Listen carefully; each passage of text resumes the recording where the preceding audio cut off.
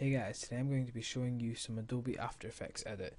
So today's edit is going to be on the gunfire of the muzzle flash and lighting. So we're going to jump right into it, and we're going to I've already imported my clip in here, you guys should know how to do that. This is a pretty easy tutorial. First of all, I'm going to show you guys what this tutorial is going to show you and what I'm going to show you guys. So there we are, sort of it. So as you can see, I've sort of added some lighting here, a few lighting here. Obviously you can edit this lighting to how you want, you can edit where it is and all this other stuff. So yeah, I'm going to show you guys how to do this today. So you want to drag your clip into the new composition file, and this should all be fine so far at least. There shouldn't be anything different between the After Effects. I'm doing this in CC, so yeah. First thing you want to do is find where you start to fire your clips. So I'm going to pick about, I don't know, anywhere. Here I guess is good enough, and cut your clip to where you want it. You can always zoom in and zoom out if you want to get it perfect. So here we go. You can just watch it through to make sure you've got it in the right area and whatever. You can also cut it to where you want it to. So if I wanted to only go to here you go. Cut it to only here, maybe a little bit shorter. But yeah, that's the first thing you want to do after you've imported the clip. You want to find the point before you fire. So the frame before I fire is about here. And you can download the muzzle flash. I'm using one of the download the muzzle flash from the action pack, I think it's called. So yeah, you guys can always just download off Google Images and use them from that. But you want to drag in your muzzle flash to above the original clip. So here we go. And you want to line it up to where you fire it. So here you can see I've lined this up perfectly, and here's my muzzle flash. So you can always use the tools and spin it around to where you want. So I'm going to spin mine around to about here. Organize it so you can always use the arrows, not the arrows, these wee things to make it larger, smaller, bigger, wider, whatever you want to do it. So here we go, I've got mine here, and it looks like this so far.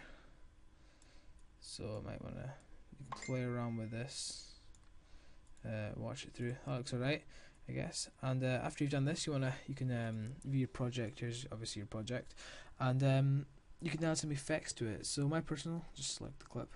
Personal favorite, a few effects that I always use is if you go to color correction, then go down to hue/saturation. Here you want to turn down, my personal opinion of course, the saturation slightly so it's not so saturated and vibrant.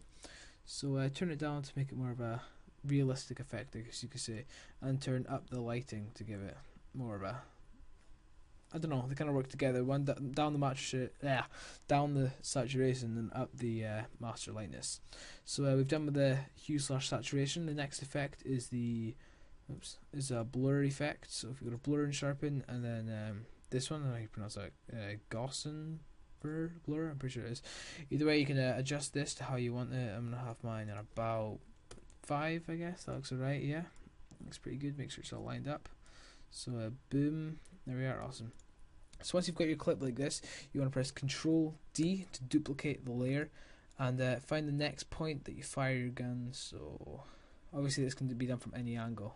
Mine's about here, maybe slightly after.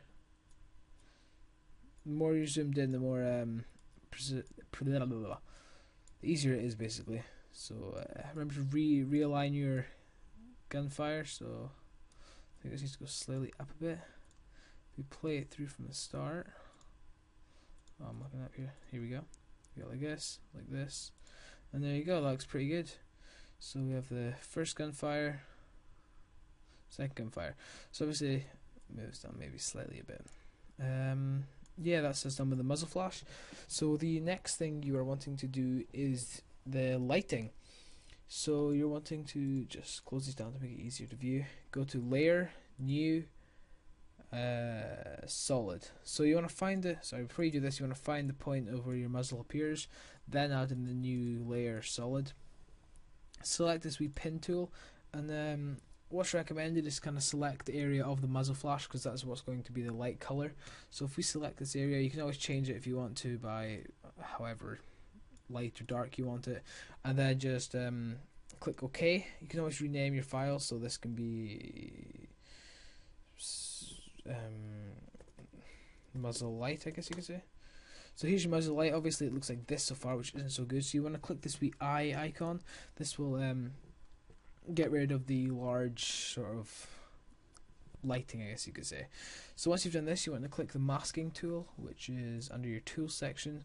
You can always use this one here, the ellipse tool. To get this, if you have a square, just hold down on the, so if you have the rectangle tool, you want to rectangle tool, you want to select the ellipse tool and select the area you want to edit. So if I just select this is the areas I want to light up. I can always use this tool, which is the pen tool, and select areas such as this. So if I want to select my arms, always remember to join them back up. If I want to select a random area down here, whatever, it's just quick. Obviously you guys can spend more effort. The more sort of dots that you do to connect it up, the more effective, I guess you could say, it looks. You can also edit it after to make it fit in a little bit better. So here we go. So if we now, what am I doing? Obviously all the masks are different names. If we select them all by clicking on the top one and then going down to the bottom one and pressing shift, we can open them up to see them like this. You can hit your eye icon. So if we come back here, hit the eye icon, it should look like this. So far you guys should be keeping up. So as you can see, whoops, wrong button. You can edit this area. What am I doing? I've selected them all, that's why. So this one,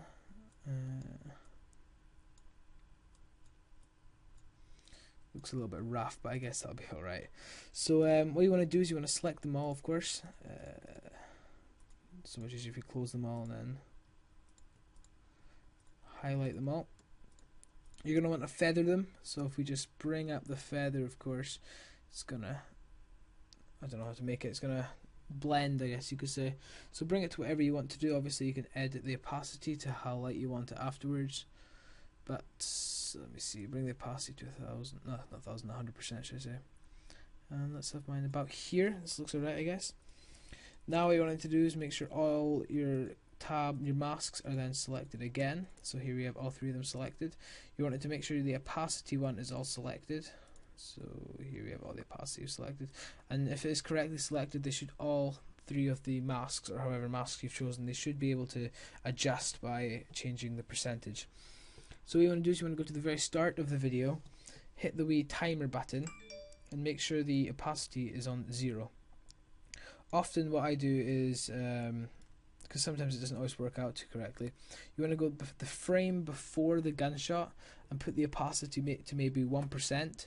Obviously that's unnoticeable, but it'll sometimes incorrectly work. So I would recommend just doing that anyway. Then go to the muzzle flash where it does actually flash. Bring it, unselect them all, 2.6. Take it all back up to 100% or however high you want to take it. Go to the next frame, bring it back down to 0. Then you want to go to the next clip, the next muzzle flash. So that's here. Go to the frame before, put it on 1%. Frame after where the muzzle flash is, 100%. Frame after, 0%. So if we play it through, it will indeed, if we close this, select this, the RAM preview, 2 seconds. Oh, it's crashed on me, 1 sec.